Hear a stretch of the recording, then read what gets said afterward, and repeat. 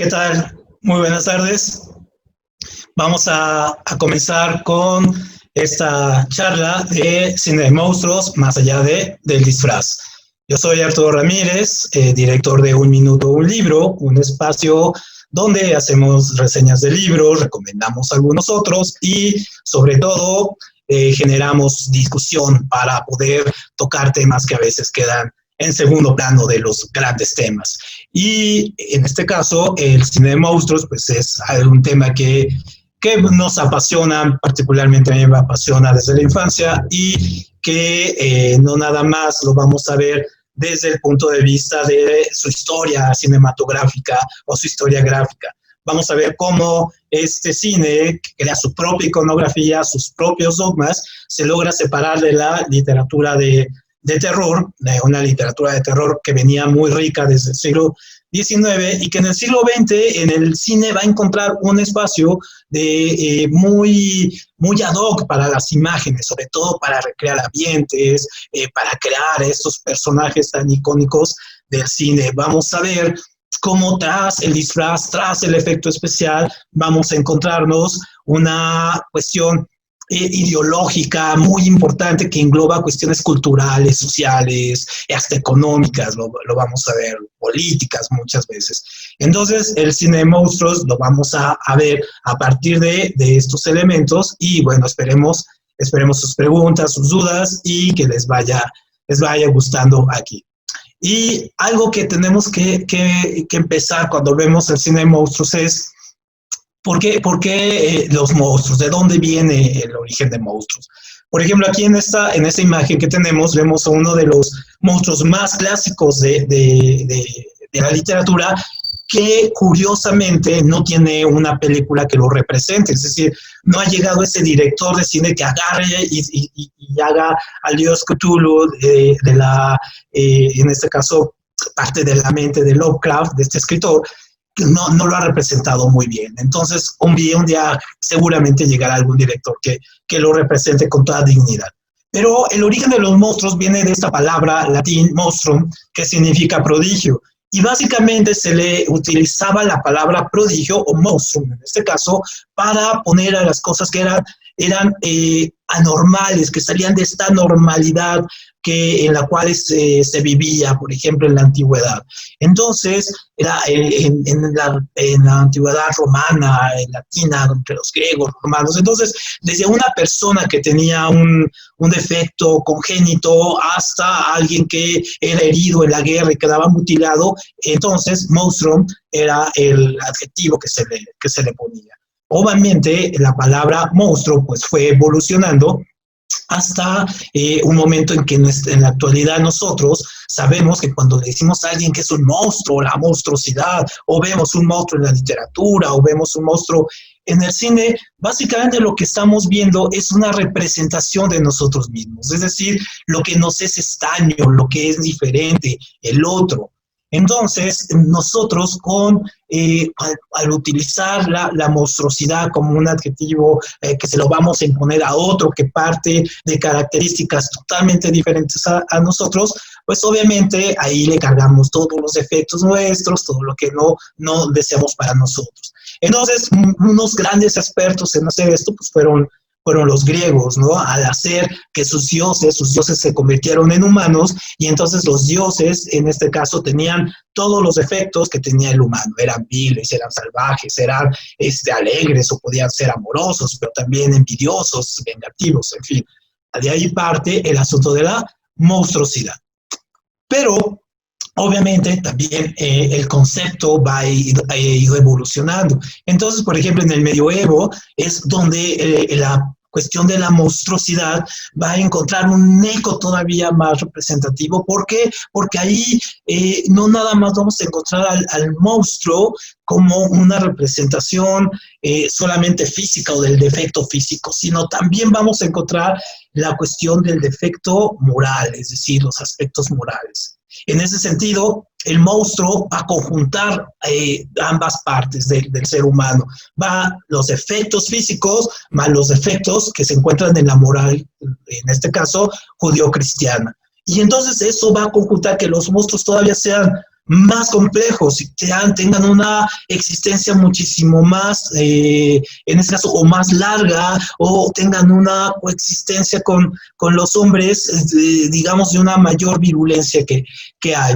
Entonces, obviamente, cuando se empezó a estudiar la cuestión de por qué el monstruo y por qué en la literatura aparecían, por qué en los cuentos, por qué las tradiciones orales del monstruo, bueno, lo que hoy sabemos fue porque desde la antigüedad al monstruo era esa especie del arquetipo al cual vencer. ¿Por qué? Porque el hombre entendió que el hombre, por ejemplo, como en la imagen que vemos aquí, que era el que podía representar básicamente la cumbre de la esfera alimenticia. Entonces, él cubría básicamente todos los aspectos, y entonces los animales, los grandes mamuts o los animales que cazaban, pues obviamente se convertían en ese otro que tenían que dominar con la naturaleza. Y no por nada los primeros monstruos tenían formas solamente animales y después se fueron teniendo forma humana, antropomorfizando, pero básicamente va a ser un proceso. ¿Por qué? Porque después, con la cultura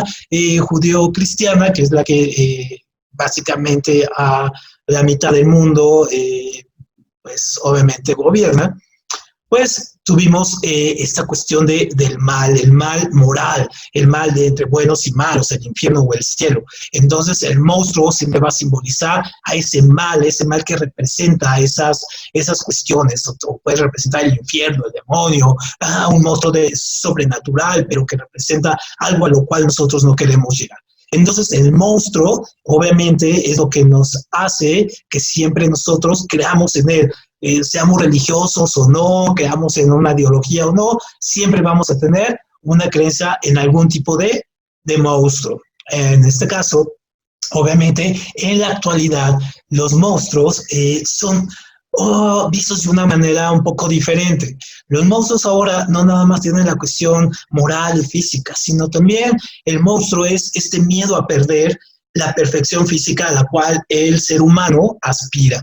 Entonces, no encontramos en la literatura de la Edad Media o romántica y todo, encontramos muy pocos casos donde el monstruo sea un monstruo moral, sino casi siempre son estos monstruos físicos, estos monstruos que rompen la estética a la cual aspira el ser humano, esta perfección física de la belleza, de la pulcritud. No, siempre los monstruos son como feos, sucios, oscuros, viven en lugares ahí, no sé, muy paupérrimos, en fin. Y el hombre siempre está tratando de pelear ello porque representa un modelo al cual él no aspira. Entonces, uno de los orígenes de los miedos al monstruo es esto, perder esta perfección física a la cual aspiramos o a la cual pretendemos que tenemos. Pero ahora bien, también los monstruos, y vamos a ver en las películas de monstruos, que siempre vamos a tener a su contraparte, que va a ser el héroe. Y entonces el héroe lo vamos a encontrar de muchas maneras en las películas de monstruos. Sin un héroe, una película de monstruos es como una película vacía. Entonces vamos a ver, por ejemplo, que los monstruos y el héroe se van a enfrentar básicamente a 4 elementos básicos. Por ejemplo, el héroe va a pelear contra monstruos venidos de la naturaleza.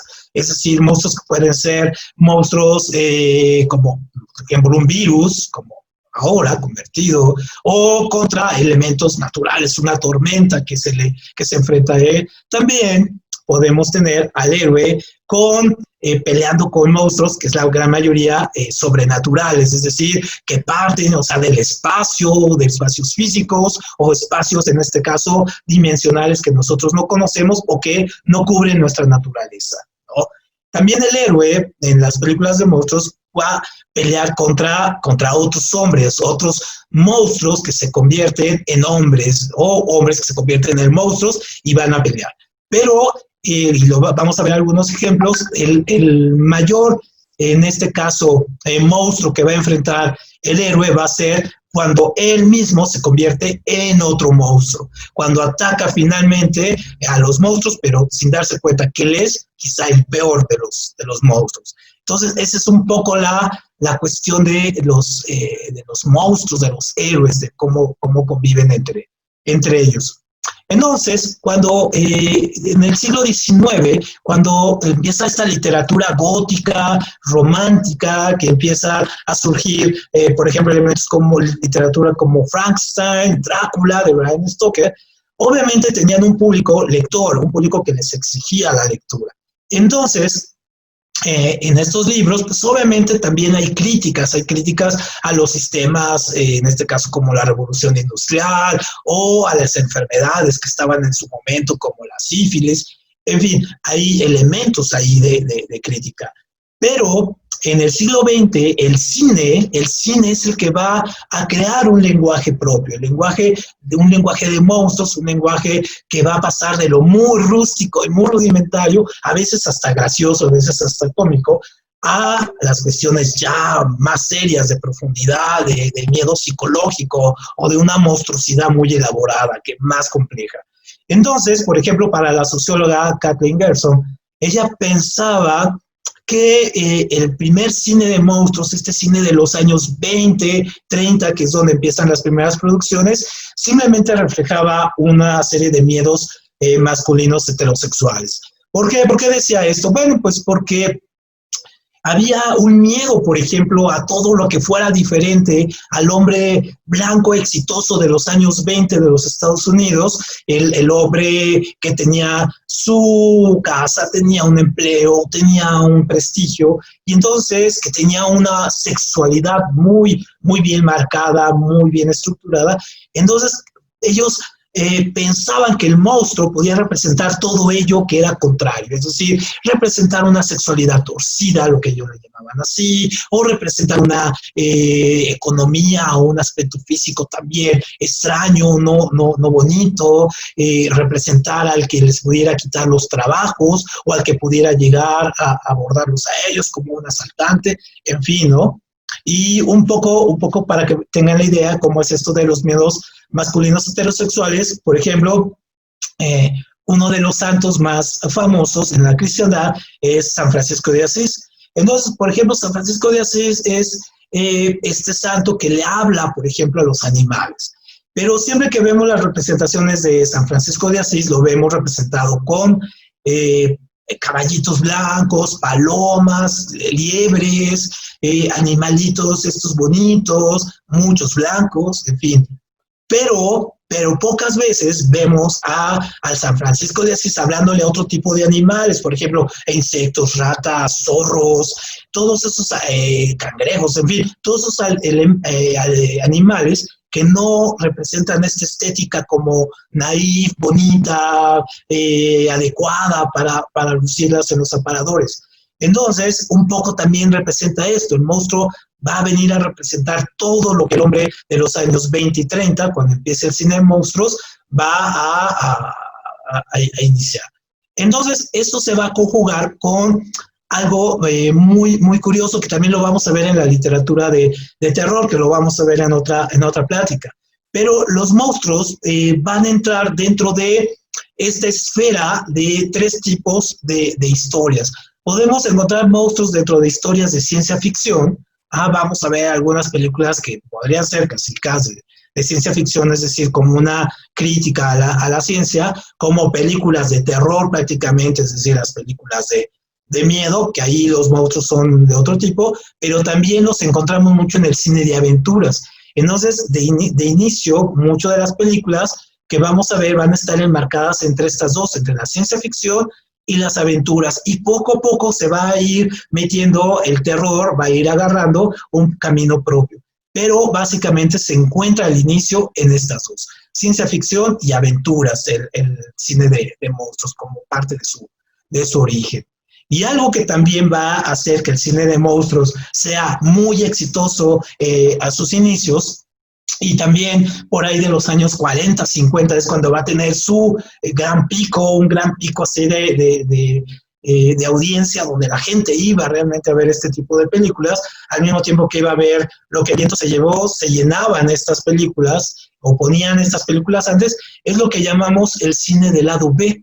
El cine del lado B prácticamente significa que es el cine el cine secundario, el cine con unos efectos especiales, pues que son efectos especiales muy rudimentarios, eran películas que se acompañaban para ponerlas antes de la gran película, por ejemplo, ponían una de monstruos y luego ponían Lo que el viento se llevó, Cumbres borrascosas, o en fin, todas estas grandes películas, ponían primero estas, ¿no? Para que llegara la gente, se acomodara, se aclimatara, en fin, ¿no? Siempre el lado B, que todavía tenemos muchas, incluso algunos de los que vean, si los más jóvenes, pueden ver, hay toda una serie de películas, voy a adelantar aquí un poquito, que se llaman Shack Tornado, que son, o sea, imagínense la idea del que creó este tipo de películas, ¿no? Un tornado con tiburones. Ese es el lado cine B por excelencia. Entonces, podemos ver el efecto especial muy rústico, muy chafa, poco armado, poco presupuesto. Tiene muchos errores. Muchos de los errores de este cine del lado B son errores intencionales. Tan intencionales que se vuelven de culto, y hay convenciones donde gente se reúne para contar cuántos errores encontró en tal película y todo ese asunto, ¿no? Entonces, eso es algo curioso. También pues tienen poco dinero, entonces los efectos especiales pues, son prácticamente de primaria, que los puede hacer uno en un iPhone casi, ¿no? O sea, sí son los efectos especiales. Y un canon que tiene este cine, el cine de lado B, en específico de los monstruos y en específico también el de los años 50, 60, como consecuencia de los bajos efectos especiales y del bajo presupuesto, es que el monstruo casi siempre aparece al final, es decir, siempre lo vemos como sombras, o lo vemos ahí, vemos una mano, un ojo, o lo vemos en la oscuridad, y pocas veces lo vemos como aparece ya real. Entonces, o lo vemos un poquito más allá de la mitad de la película, o casi al final de la película, que hace una aparición y vemos el monstruo ya real. Entonces, esto se debe, pues, prácticamente a estas situaciones de que pues, no había dinero, ¿no? No había recursos para hacer este tipo de películas.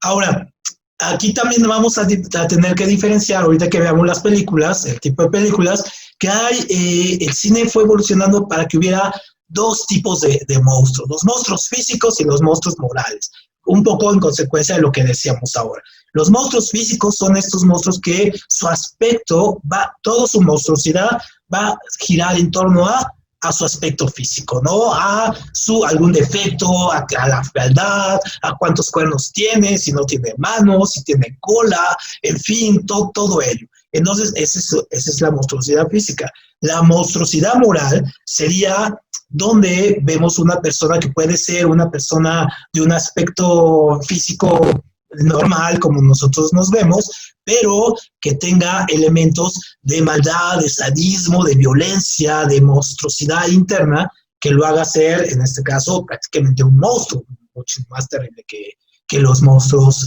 físicos. Entonces, por ejemplo, vamos a ver ahorita en la tipografía de los monstruos cómo se conjuntan estas dos, los monstruos físicos y los monstruos morales, cómo se conjugan y pueden hacer combinaciones de lo más extraño y que muchos las hemos visto en cine. Entonces, por ejemplo, nosotros tenemos aquí esta morfología del monstruo. Entonces, por ejemplo, tenemos esto, ¿no? Esto sería tiene un cuerpo extraordinario, quizá es un monstruo físico, por ejemplo, aquí como Freddy Krueger, que todos sabemos historia, que fue metido a un horno por los padres de unos niños a los cuales violaba, ¿no? Y lo meten a un horno y se quema.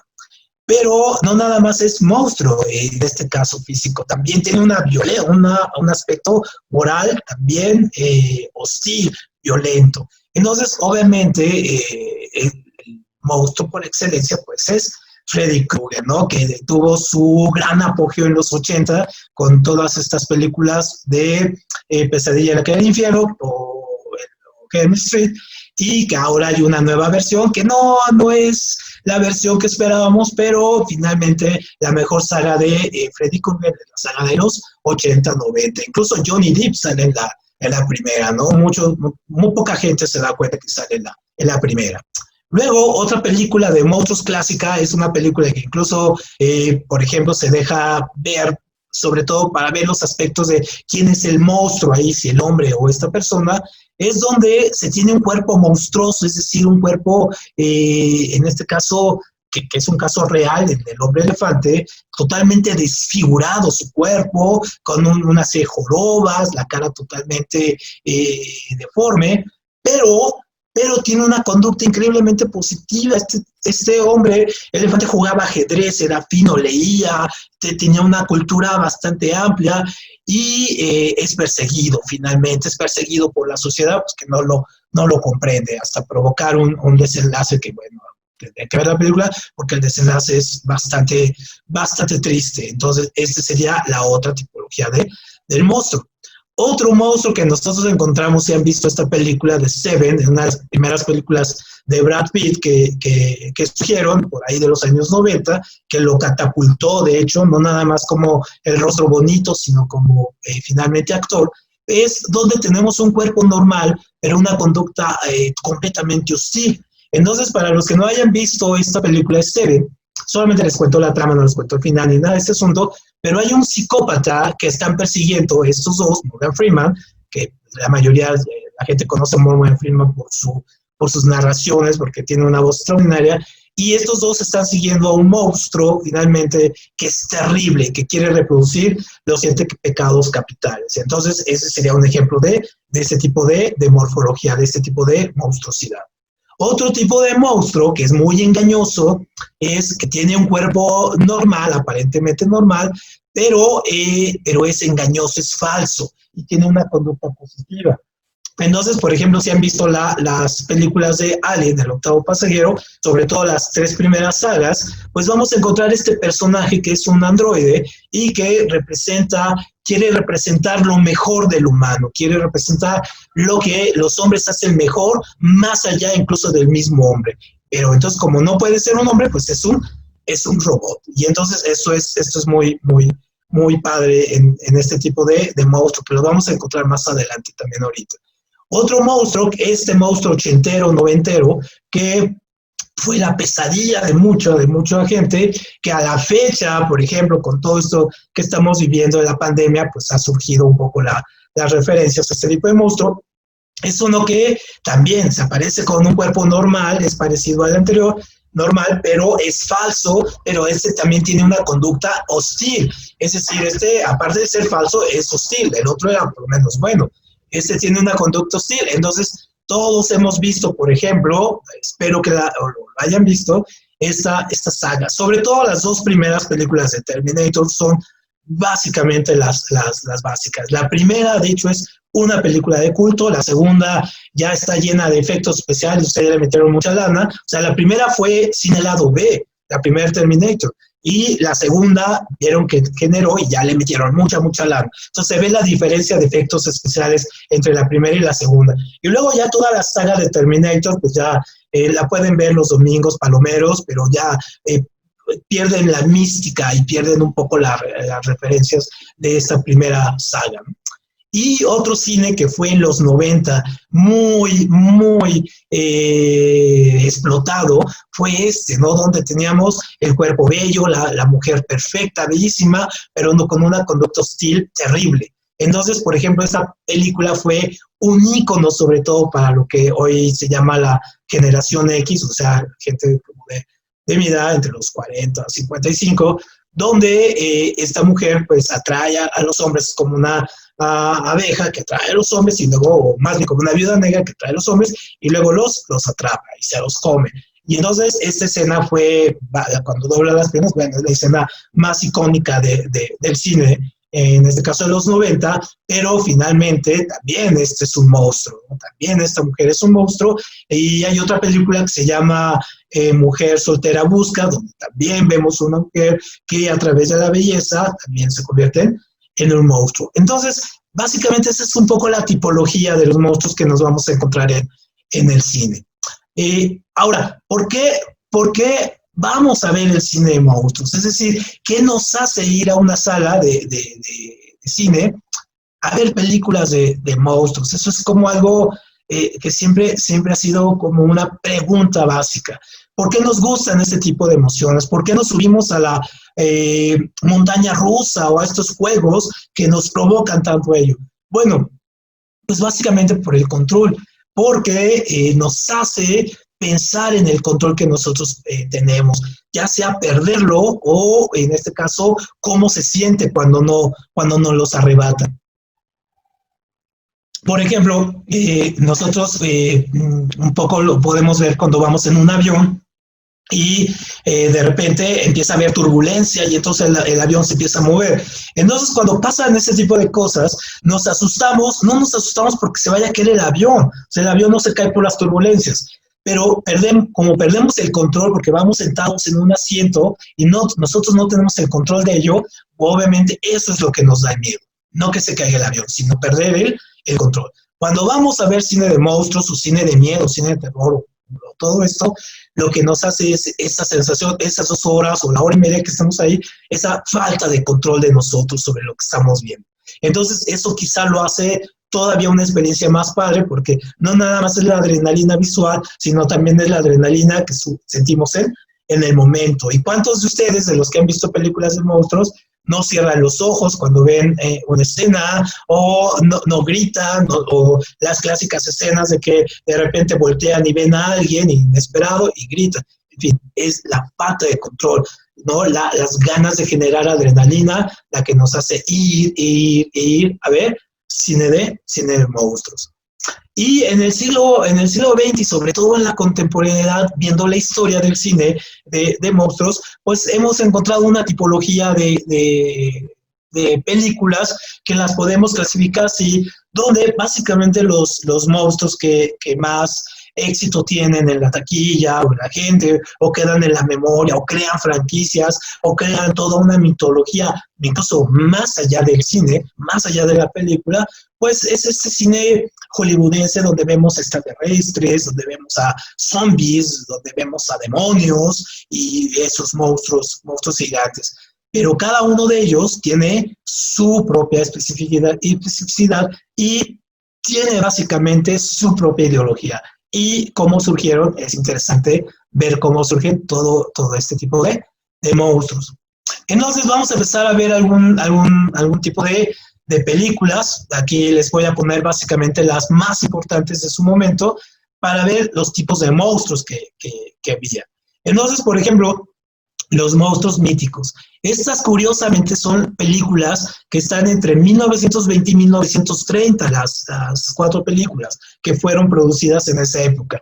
Entonces, cuando estas incluso las pueden encontrar en YouTube, ya tienen derechos libres, tantos años que ha pasado, las pueden encontrar en YouTube, son bastante, ahora los vemos con los efectos y bueno, uno muere de risa, pero su belleza radica en el mensaje que transmitía. Entonces, por ejemplo, una de las primeras películas es Nosferatu, que en su época causaba verdadero terror, le causaba mucho miedo a la gente, al grado que la gente se salía de las pequeñas salas, porque la característica es que es en blanco y negro, no tiene sonido, y entonces la música de fondo es una música también muy hecha es profeso, da una ambientación de oscuridad, y entonces la gente pues sí se asustaba verdaderamente, porque los mitos sobre vampiros pues, son mitos bastante antiguos y datan de muchísimos años. Drácula no va a ser el primero, va a haber vampiros antes de Drácula.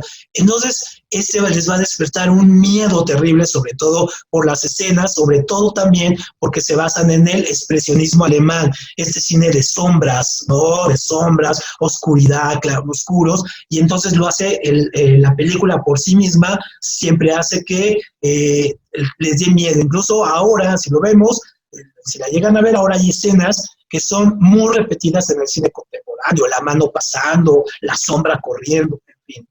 Otro mito, que es un mito hebreo, que es El Golem, es una película que después en México tuvo tuvo algún tipo de remake, una película de los 70, que a sus papás, no, me imagino que a sus abuelitos, digamos que a mí cuando era muy niño, me causaba terror, que se llamaba Hugo el niño de piedra, y que toma un poco de referencia a esta película del Golem. El Golem es un monstruo mítico judío donde se crea con barro y se le pone un papel para expresarle que haga un deseo. Entonces, obviamente, en esta película vamos a ver a este primer monstruo de origen judío, matando gente o asesinando gente, siempre en la oscuridad, pero que lo vemos creado por alguien que se quiere vengar, que quiere usar este monstruo mítico con fines malvados. Luego otro monstruo que va a ser la base de películas después para este hombre Guillermo del Toro, con la película que ganó, es la criatura del lago negro. Entonces, en Estados Unidos y en Inglaterra, en Canadá y en Escocia, hay tradiciones acerca de los lagos, de que en los lagos existen estas figuras monstruosas de seres ahí casi prehistóricos que estaban ahí y que, bueno, salen en las noches. O sea, hay leyendas en comunidades y pueblos que todavía hasta la fecha siguen con estas tradiciones de los monstruos, como el lago Ness, por ejemplo, ¿no? Entonces, este monstruo es, si ustedes ven la película, es curiosísimo porque el presupuesto es tan bajo que incluso se llega a ver el cierre del monstruo, se le ve el cierre en la parte trasera y entonces nos podemos imaginar a la persona que está atrás del traje moviéndose ahí en un traje como de plástico, no sé, pero que se ve completamente falso, pero vamos a tener el primer gran mito, y lo vamos a ver ahorita más adelante, de el monstruo con la belleza, el monstruo y belleza enfrentados. Y luego un mito que también venía del siglo XIX, de Mary Shelley, Frankenstein. Frankenstein lo que va a representar no nada más es una crítica al capitalismo industrial del siglo XIX, sino también es una crítica a Dios, una crítica también a lo que es humano, y sobre todo a cómo nos generamos, cómo podemos generar conductas a partir de pequeños pedazos. Entonces, Frankenstein, que en sí no es un monstruo malvado ni nada, es un monstruo bastante moral, ¿no? Es un monstruo con un sentido de la vida muy estructurado, curiosamente, que parte de esto de la electricidad, de los experimentos de Alejandro Volta. Y vamos a ver a un monstruo que cuestiona la vida, cuestiona a Dios, cuestiona a la industria, cuestiona el capital, cuestiona al hombre y termina cuestionándose a sí mismo, ¿no? Entonces es una película donde se va a generar la mítica imagen, Boris Karloff, el que lo representa, va a crear la mítica escena de el Frankenstein que vamos a encontrar después, ¿no? Un poco ridiculizado, con la cara larga, aquí un poco los amarres, los ojos así, las costuras en la frente, en fin. Esa es la tipología de este tipo de monstruo. Pero en los años posteriores a la Segunda Guerra Mundial, los primeros años posteriores a esto, va a haber otro tipo de películas que van a suponer básicamente una especie de invasión de seres que pueden ser, casi siempre son extraterrestres, que siempre son seres de otro mundo, pero que los vamos a encontrar en diferentes formas, es decir, no necesariamente como el extraterrestre que vamos a ver más adelante, sino como en formas incluso hasta un poco filosóficas. Por ejemplo, tenemos esta primera película, ¿no?, del Robot Monster, donde incluso vemos los carteles. También hay toda un arte conceptual en los carteles de las películas de monstruos, donde se trata de ensalzar el monstruo ahí y todo, y siempre poner al hombre pequeñito, si se fijan, y siempre el monstruo gigante, ¿no? Entonces, si nos vamos fijando, también hay toda una estructura del cartel. Entonces, en esta película vemos los monstruos todavía más curiosos, vemos monstruos con un ojo, que después van a ser muchos de esos monstruos que encontramos en esta película, los vamos a encontrar en esta película de Disney Pixar, que es Monster Inc., que se basa la tipología de sus monstruos en esta película.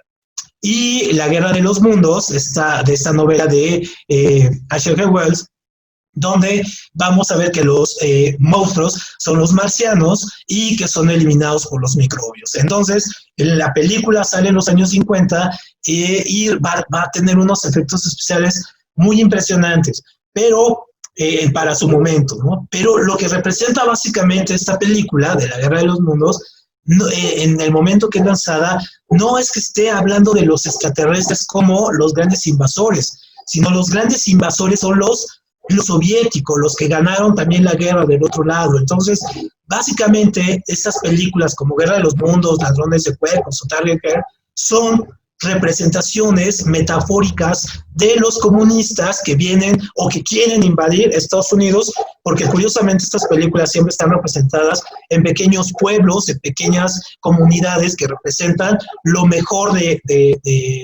American Way of Life, ¿no? El sueño americano.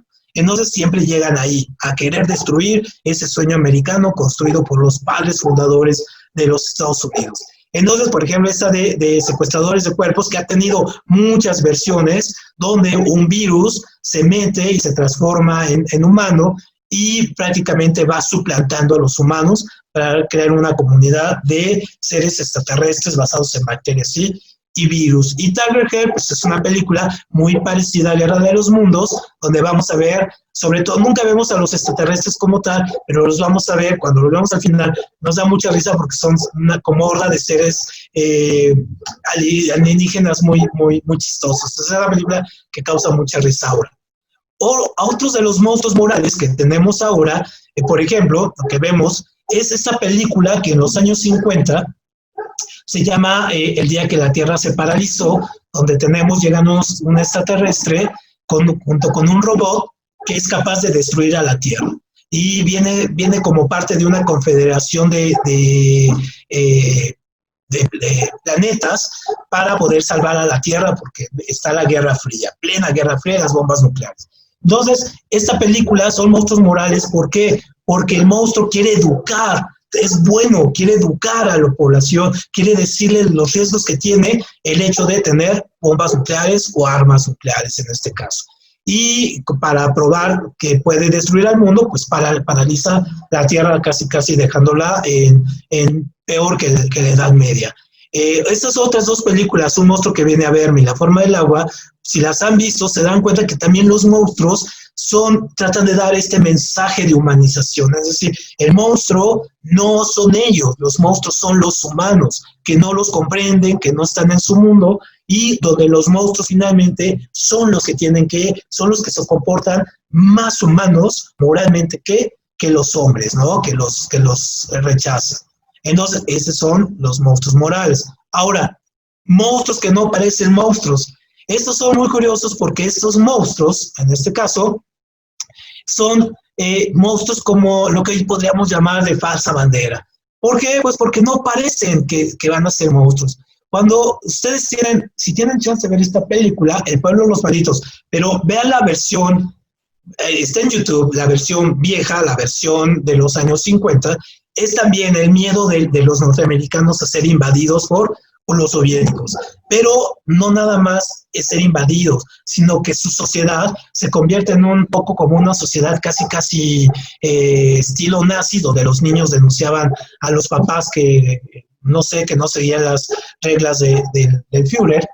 En esta película lo que vemos es un terror o unos monstruos convertidos en niños. Y entonces después vamos a ver que casi todas las películas de miedo utilizan niños para poder, en este caso, asustar. El niño que canta como estas canciones un poco como de cuna, pero que tienen trasfondo de miedo, ¿no? Como las de Freddy Krueger, dice 1, 2, 3, viene por ti.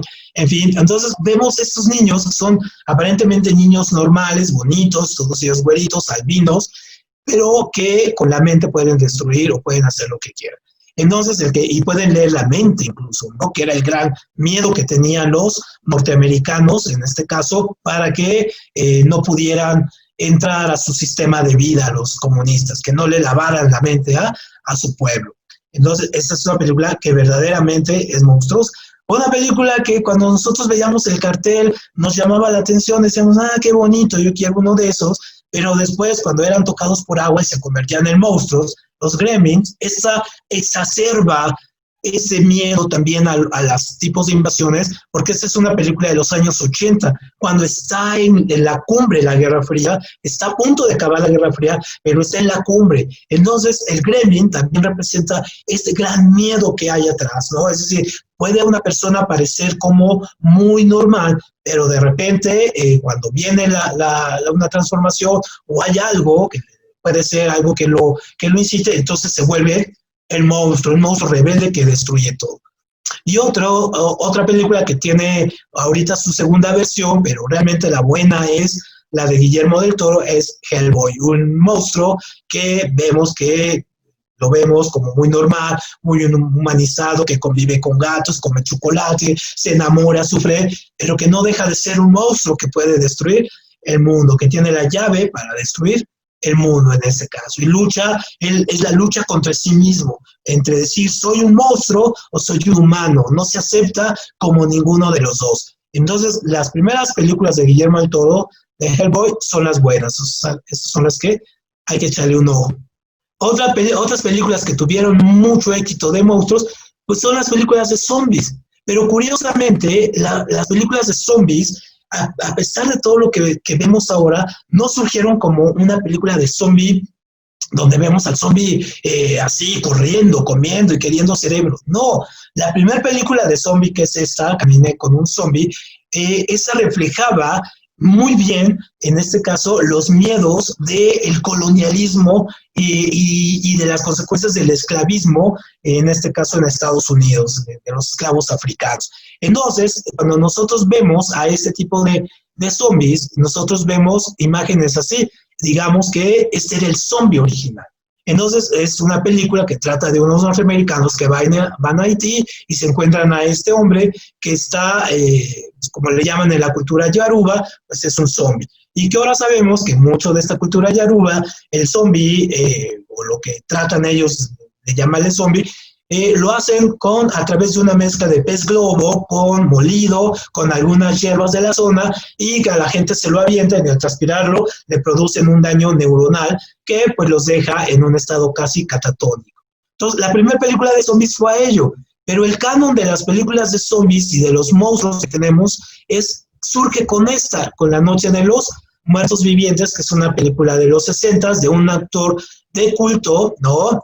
Romero, donde hace toda una versión, muy curioso, de lo que es el zombie. Es decir, si el zombie ya es una persona muerta, pues que está en estado ya de mortorio, con las articulaciones rotas, lentas. Entonces, por eso los primeros zombies eran así, lentos, despacios, caminaban, se arrastraban, se les iba cayendo esto, y el hecho de comer cerebros era una representación básicamente de las expresiones a los movimientos revolucionarios que había en los 60s, ¿no? El existencialismo, el feminismo, el Black Power, en fin. Y entonces el zombie era una crítica a ello, es decir, te vienen, te comen el cerebro y te convierten en parte de esta horda de zombies. Entonces, curiosamente, la primera película de zombies es una película de corte muy fascistoide, muy fascista en este caso, ¿no?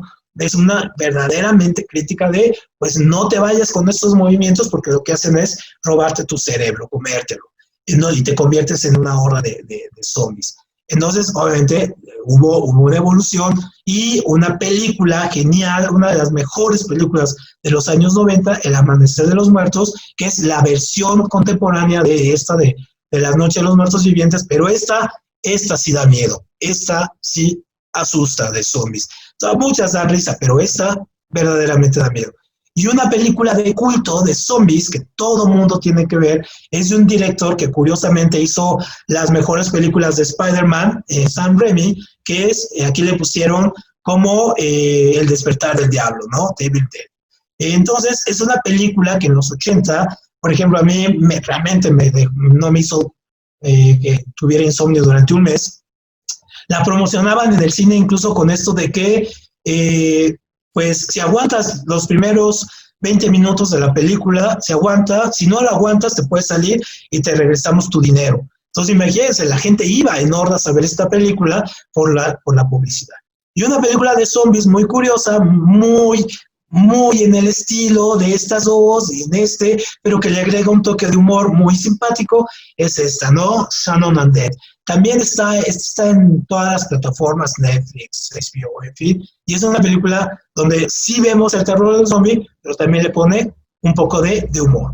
Y luego tenemos el cine de monstruos gigantes, ¿no?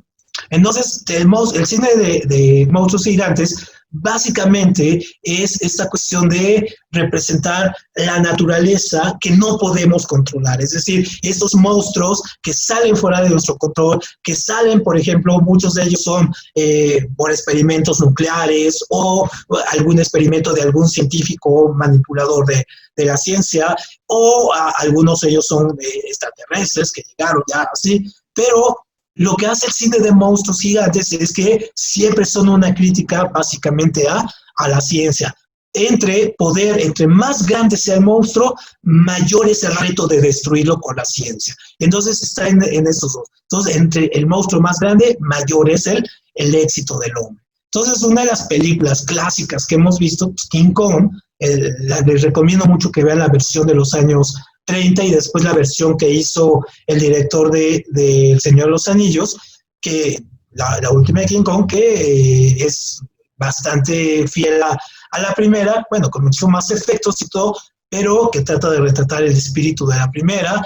Godzilla, pues obviamente es la crítica a la radiación, a las bombas nucleares, no por nada es japonesa, no por nada siempre está destruyendo Japón, pero al mismo tiempo tiene una relación amor-odio con los hombres, porque pelea con los otros monstruos que siempre quieren destruir el mundo y Godzilla va y los destruye. Y finalmente él siempre queda como el héroe. Y una película muy extraña, muy de culto de los años 2000 es esta de Cloverfield, del monstruo. Es una película que combina muchos elementos. Uno piensa que es un Godzilla, de repente piensa que es un King Kong.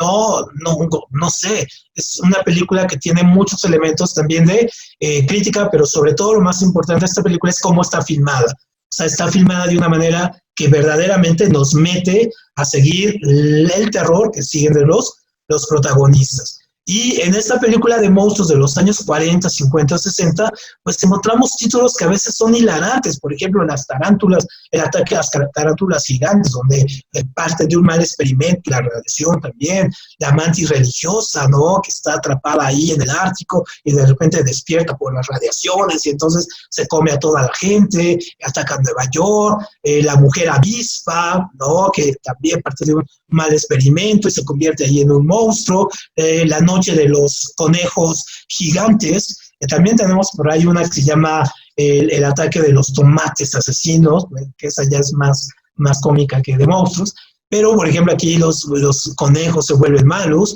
o esta, ¿no? El monstruo americano de un dragón, en este caso que también es despertado por las radiaciones. Entonces, entre más grande, mayor el reto de la destrucción. Y un cine que va a explotar a los monstruos más extraños va a ser el cine de extraterrestres específicamente, no de invasiones extraterrestres, porque no necesariamente hay invasiones, sino el encuentro con esos monstruos. Por ejemplo, La Cosa del Otro Mundo de los años 50, que ha tenido dos versiones, después tuvo una versión en los 80 y después tuvo una versión hace poco en los 2014, 2015, pero vemos a un virus, como el que vivimos ahora, vemos un virus que se apropia de las formas humanas y a partir de ahí se reproduce. O sea, que puede ir de cuerpo en cuerpo usándolo hasta reproducirse. Luego tenemos Alien. Alien es la primera película de terror, llevada al espacio. Antes habíamos tenido Odisea del Espacio 2001, pero ese es otro tipo de crítica. Ahí el monstruo es la computadora, HAL. Pero aquí vamos a ver a un monstruo, un xenófobo, que le vamos a llamar, con unas características que la mayoría de nosotros conocemos, pero que también es una crítica durísima a la parte del colonialismo inglés y colonialismo norteamericano. Otro monstruo que ha quedado en el imaginario es Depredador, en esta Schwarzenegger, donde el depredador es un cazador, ¿no? Es un cazador que después se va a enfrentar con los Alien, van a hacer ahí una franquicia un poco forzada que se va a enfrentar con ellos. Y una película de Guillermo del Toro, donde vemos otro tipo de monstruos, que son monstruos tanto mecánicos creados por los hombres como los kaijus, es decir, monstruos que vienen de otra dimensión, un poco sacados de la filosofía Lovecraftiana, y que vienen a conquistar el mundo a través de portales.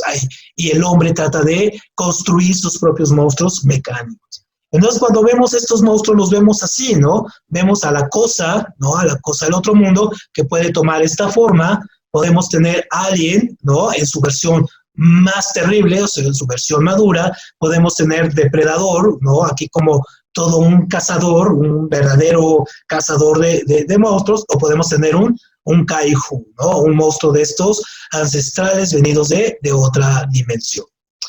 Ahora, hay una mención especial a este cine de extraterrestres, es esta película que la pueden ver también ahorita en cualquier plataforma, es El Arribo, que habla de unos monstruos extraterrestres que tiene una cuestión lingüística súper interesante, súper interesante la cuestión de cómo enseñan, cómo nos podemos comunicar con el monstruo. La película, hay otras películas, por ejemplo, ahorita me preguntan el exorcista qué miedo representa, es el miedo, sería el miedo a lo sobrenatural, el miedo a los monstruos sobrenaturales venidos prácticamente del ideal judeocristiano.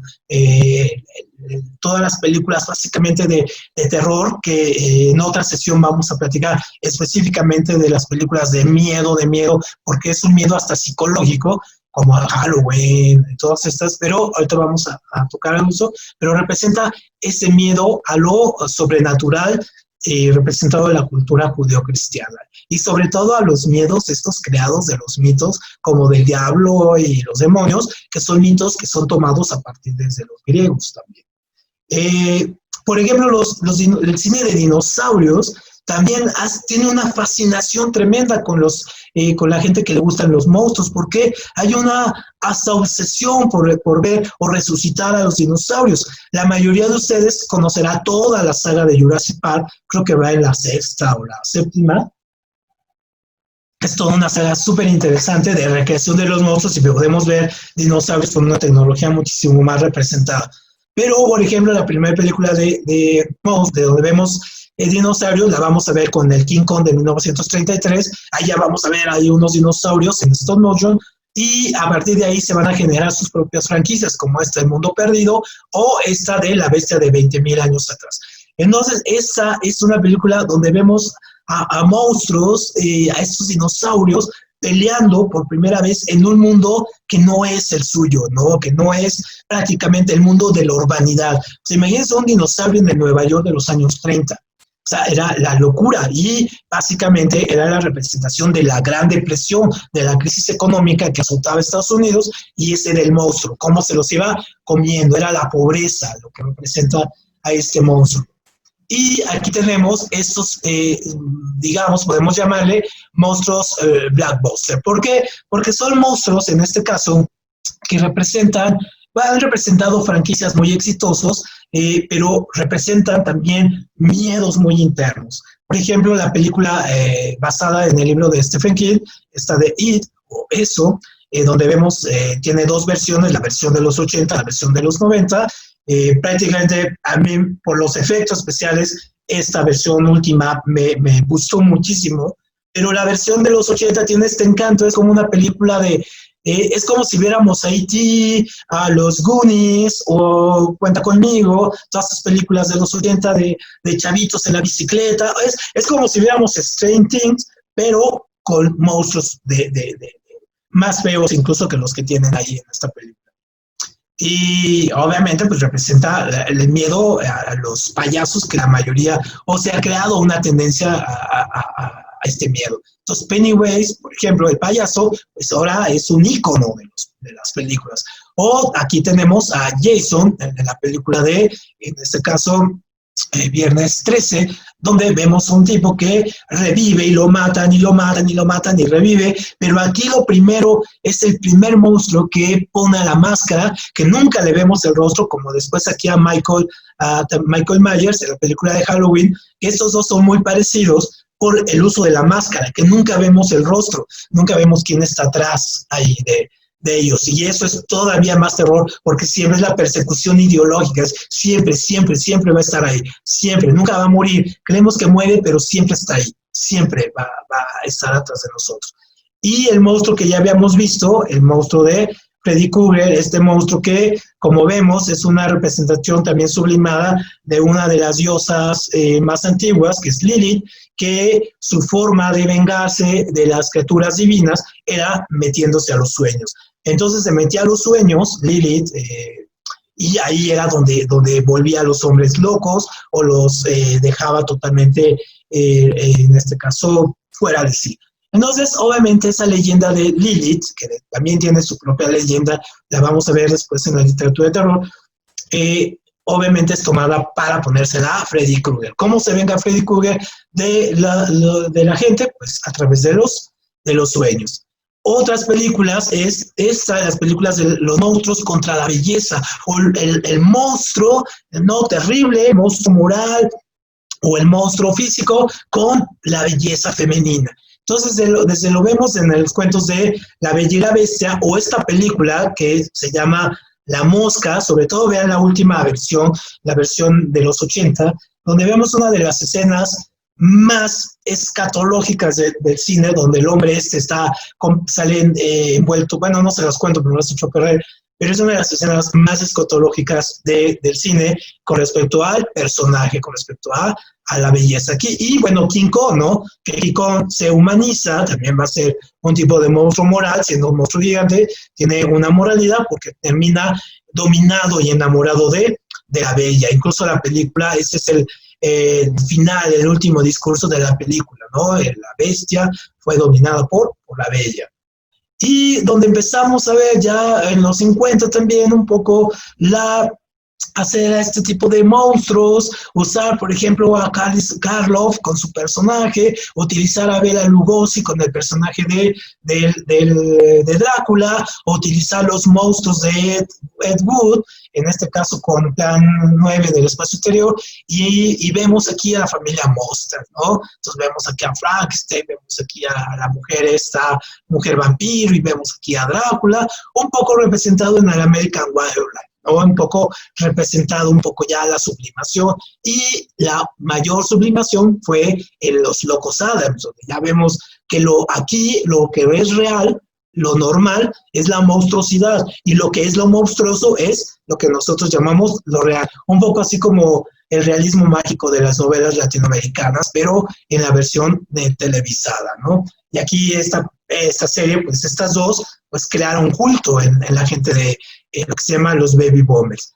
Y a nosotros nos tocó ver, digamos, bueno, no a nosotros, a la generación de ustedes, cuando eran muy niños, pues ya les tocó ver a los monstruos, quitarles el miedo a los monstruos, ¿no? Es decir, donde los monstruos ya no asustan, ahora los monstruos divierten.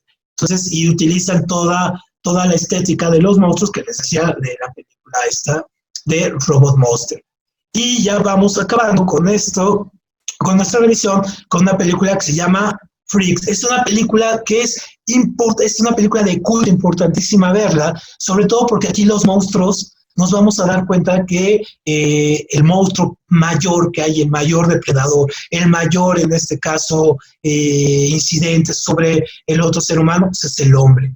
Y entonces aquí habla de un circo que recopila a una serie de lo que le llaman fenómenos para poderlos exhibir en este caso, en el circo. Pero el sufrimiento que tienen estas personas acéfalas o estas personas que sufren algún tipo de trastorno, el enano, la mujer barbuda, en fin, cómo sufren ellos porque ser monstruos, cuando para su comunidad es de lo más normal, pero finalmente la sociedad lo acaba. Y hay una serie que se llama American Horror History que trata acerca de esto, creo que es la tercera temporada, donde habla acerca de este tipo de freaks, así se le puso. Por eso ahora los chavos utilizan mucho esta palabra de freaks. Para cerrar y para terminar esta charla, pues aquí un pequeño homenaje a uno de los mejores creadores de monstruos. Ray Harryhausen fue el que hizo todos estos son monstruos que generó y por lo que a mí me generó un gusto por ver este tipo de películas. Ver todos estos monstruos, por ejemplo, en esta dinámica de stop motion, donde los monstruos son pequeñas reproducciones que se van moviendo con la cámara, ¿no? Que los va haciendo y que generaron toda una cultura, desde ver aquí esqueletos peleando contra Sinbad, ver al Cíclope peleando en este caso contra Jasón, ver aquí al gigante en este caso peleando con los argonautas, viendo abejas gigantes, extraterrestres que iban llegando, monstruos en este caso, bastante, bueno, sus monstruos son fascinantes. King Kong, ¿no? Entonces, los monstruos en este caso aquí fueron llegando, creación de él, y creó toda una escuela de monstruos. Si pueden ver, por ejemplo, yo la acabo de ver en HBO, la de Sinbad, Sinbad el Marino, pues ahí se van a encontrar fascinante. O si pueden ver la de Jason y los Argonautas, que también la pasan mucho en Canal 11, y creo que también está en Netflix, también lo van a ver. Y van a ver este tipo de monstruos ahí, todos moviéndose. Muy bien, bueno, me preguntan que entre Nosferatu y Entrevista con el Vampiro, ¿cuál sería mi apreciación? Bueno, lo que pasa es que los monstruos como Entrevista del Vampiro con Anne Rice, pierde la mística del monstruo, pierde la mística del vampiro como tal, lo romantiza al vampiro en la Entrevista con el Vampiro, lo hace ver como este humano triste, no sé, un poco acomplejado porque no puede relacionarse con los demás y que no puede tener una dinámica social. Y con estos vampiros como Lester y toda la generación de vampiros que va a ir generando. Nosferatu lo que habla es de otro tipo de vampiro, un vampiro que necesita apoderarse del mundo, que transgrede las mismas reglas sociales, que quiere incidir en la sociedad, que quiere generar su imperio en Londres, por ejemplo, llevarlo de Transilvania a Londres, y la dinámica es muy diferente. Y con Anne Rice y toda la secuencia, como no recuerdo cómo se llama la segunda parte que salió de esta de Entrevista con el Vampiro, y todas las secuencias, creo que se llama la Emperatriz del Mundo, algo así, ya genera otra dinámica, ya genera otro tipo de vampiro, casi la regla de que los vampiros todos tienen que ser bellos, hermosos, tristes, melancólicos, casi con la estética del Bauhaus, pero casi como si fueran Robert Smith de The Cure, y ahí, ¿no? Una estética muy curiosa. No son para nada despreciables sus libros, pero las películas sí caen muy por debajo de lo que viene. ¿Por qué? Pues porque el cine se empieza a comer, empieza a hacer franquicias de esto. Lo mismo le pasó a las películas de Stephen King, ¿no? Que empezó a hacer una serie de películas donde casi todas empiezan a aparecer, todos sus finales son muy parecidos, también las películas de terror de la última generación, esta serie de películas coreanas que vemos ahora, pues por ejemplo, aluden a otro tipo de terror, pero son como de terror psicológico. Ahí necesariamente los monstruos son más del hombre contra sí mismo que el hombre contra lo sobrenatural, porque lo sobrenatural en estas películas coreanas siempre parte de un hecho humano, que enterraron al niño mal, que lo asesinaron, que robaron a alguien, en fin. Y esa deseo de venganza se va a convertir en el monstruo, ¿no? Ese va a ser básicamente el monstruo que vamos a ver. No parte necesariamente de las películas, por ejemplo, como El Exorcista, Poltergeist, donde el monstruo es un ente sobrenatural que viene de una mitología. No. En estas películas de terror coreano, siempre el monstruo está representado casi por un deseo de venganza a partir de un hecho humano y de un tipo de maldición ahí que se conjuga. Muy bien, no sé si aquí en esta página, ahí nos pueden encontrar, tenemos en Facebook o en YouTube, Un Minuto, un Libro, ahí tenemos una serie de videos, de recomendaciones de libros, de literatura vil, literatura erótica, literatura para pasar la cuarentena, de libros en específico, muchos libros en específico, y los videos duran 3 minutos, y vamos a empezar también a subir una serie de charlas más completas, como esta primera charla que tuvimos con ustedes.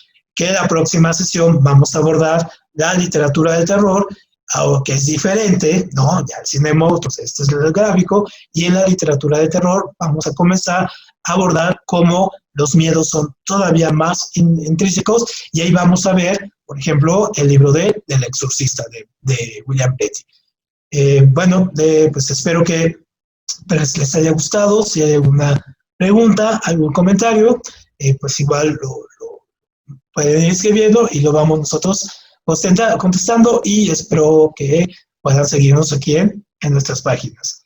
Y bueno, pues darle gracias al equipo de Lazos Químicos por haberme permitido en esta ocasión haber platicado con ustedes y con toda la comunidad. y muchísimas gracias por todo.